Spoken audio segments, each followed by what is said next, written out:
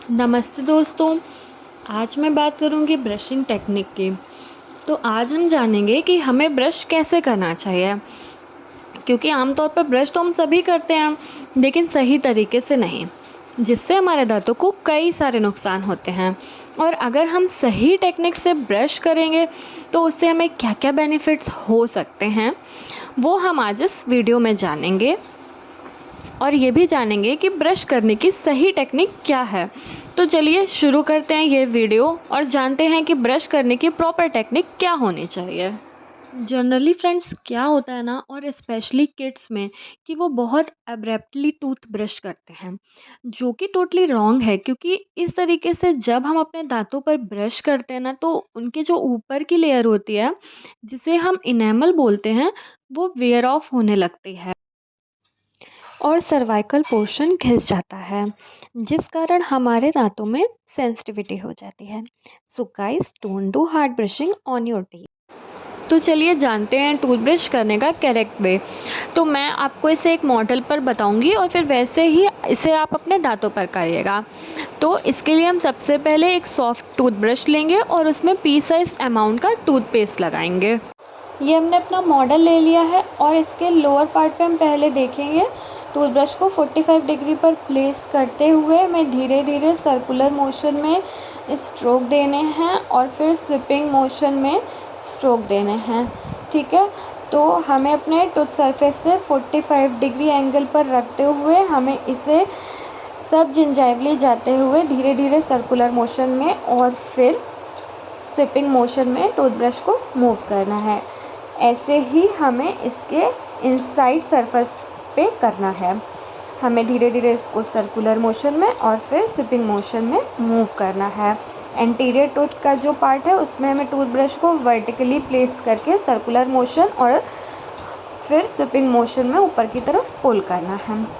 अब हमने अपना ये अपर मॉडल ले लिया है। इसमें भी हमें ऐसे ही टूथब्रश को 45 डिग्री पर प्लेस करके सब जिंजाइवली जाते हुए पहले सर्कुलर मोशन में और उसके बाद स्विपिंग मोशन में टूथब्रश को मूव करना है। इसी तरीके से हमें टूथ के सारे सरफेस पर ऐसे ही टूथब्रश को मूव करना है। सब जिंजाइवली जाने से ये होगा, जो फ्री जिंजाइवा में फूड डेब्रीज जो आ जाती हैं वो बाहर निकल आएंगी और कैविटी बनने के चांसेस कम हो जाते हैं।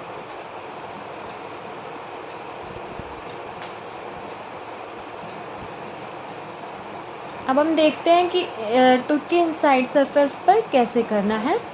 सेम वे है, वैसे ही टूथब्रश को first do in circular motion followed by sweeping motion. Lingual surface पे टूथ को वर्टिकल डायरेक्शन में रख के और पहले सर्कुलर मोशन और स्विपिंग मोशन में टूथब्रश को मूव करना है। दोस्तों, मैं आपको ऑक्लूजल सरफेस पर बताना भूल गई थी, तो आप इमेज में देख सकते हैं, इसे ऑक्लूजल सरफेस बोलते हैं। तो इस पर भी हमें टूथब्रश से सर्कुलर मोशन में स्ट्रोक देते हुए प्रॉपर क्लीन करना है।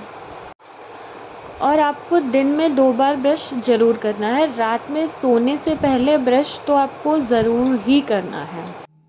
तो फ्रेंड्स, जब हम राइट टेक्निक से ब्रश करते हैं ना, तो कई प्रॉब्लम्स हैं जो हमारी ख़त्म हो जाती हैं। जैसे कि जब हम राइट टेक्निक से ब्रश करते हैं ना, तो स्वॉलन गम्स की जो प्रॉब्लम होती है वो हमारी कई हद तक ठीक हो सकती है।